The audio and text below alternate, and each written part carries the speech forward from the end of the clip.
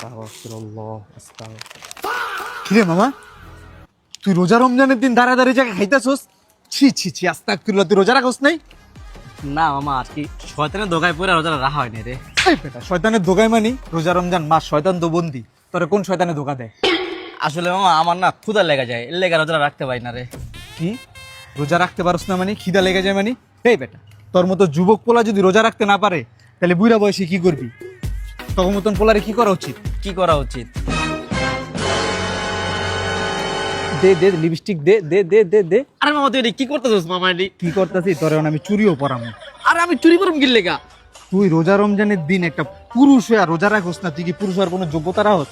তোরে মাইয়া বানায় পুরো এলাকায় ঘুরানো উচিত। চল আজকে আমার লগে। মামা আমার তো ক্ষুধা লাগে, আমি কি করুম গো? লাগা, চুরি লাগা। ও তোরে আজকে আমি খাইছি, লাগা। ছাড় ছাড় বাবা। তোরে আজকে আমি পুরো এলাকা ঘুরাম। আয় মামা